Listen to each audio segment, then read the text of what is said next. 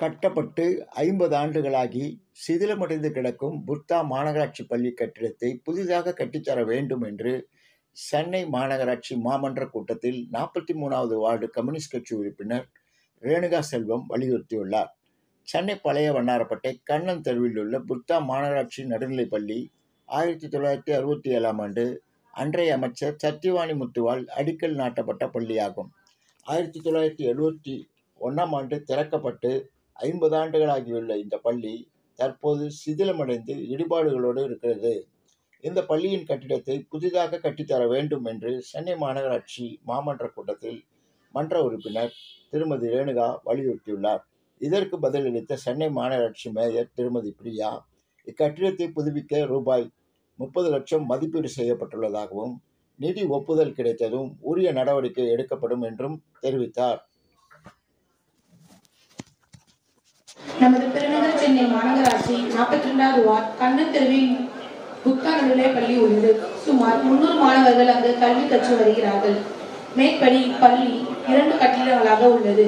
அதன் இடதுபுறம் உள்ள கட்டிடம் கடந்த 1957ஆம் ஆண்டு அடிக்கல் வைக்கப்பட்டு 1971ஆம் ஆண்டு பணி முடிந்து தரைத்தளம் மற்றும் முதல் தளம் என கட்டி திறக்கப்பட்டு இதுநாள் வரை பயன்படுத்தப்பட்டு வருகிறது.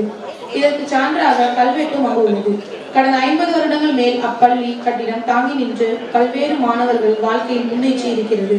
இக்கட்டிடத்தில் தற்பொழுது சில விரிசல்கள் சிதலங்கள் உள்ளன.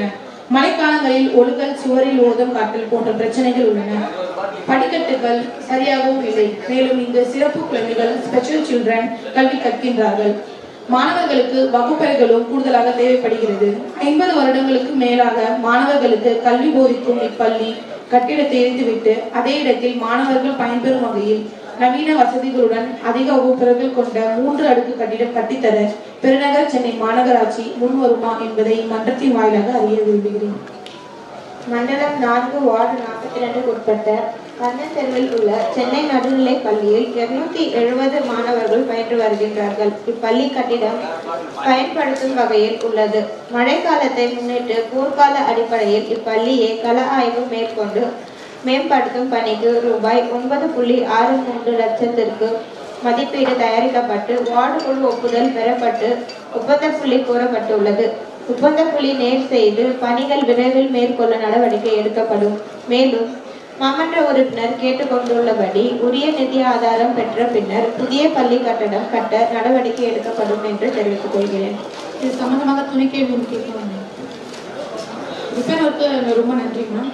ஆனால் இந்த பள்ளி கட்டிடம் 2 கட்டிடங்களாக செயல்படுது. என்னோட கேள்வியில் குறிப்பிட்டது போல பார்த்தீங்கன்னா, நான் குறிப்பிட்ட கட்டிடம் கட்டி 50 வருடங்கள் நிறைவு பெற்றிருக்கிறது. மற்றொரு கட்டிடம் தற்பொழுது இந்து சமய அறநிலையத்துறை அமைச்சர் அவர்கள் ஆர்கே நகர் எம்எல்ஏவாக இருக்கும்போது கட்டி கொடுத்தாங்க. அந்த கட்டிடத்துக்கு நம்ம ரிப்பேர் ஒர்க்ஸ் பண்ணோம்னா அது பயனுள்ளதாக இருக்கும். இந்த கட்டிடத்துக்கு ரீகன்ஸ்ட்ரக்ட் பண்ணால் மட்டும்தான் அந்த பள்ளி மாணவர்களுக்கு ஏதுவாக அமையும். இதுக்கு மாநகராட்சி முன்வருமா என கேட்குது. இப்போ சென்னை பள்ளிகளுக்காக பல்வேறு நிதிகள் நம்ம பெற்று பணிகள் மேற்கொள்ளப்பட்டிருக்கு. இப்போ சிட்டிஸ் நிதியிலேருந்து கூட ஆல்ரெடி நம்ம ஸ்கூல்ஸ் 28 பள்ளிகள் மேம்படுத்தப்பட்டது. இப்போ திருப்பி நம்ம ஃபண்டு கேட்டிருக்கோம். அந்த ஃபண்டு வந்தோடனே கண்டிப்பாக ப்ரியாரிட்டியில் இந்த ஸ்கூலும் கன்சிடர் பண்ணலாம். கண்டிப்பாக சிட்டிஸ் திட்டத்தில் இந்த பள்ளி ரீகன்ஸ்ட்ரக்ட் பண்ணி தருவீங்கன்னு நம்புகிறேன். நன்றி.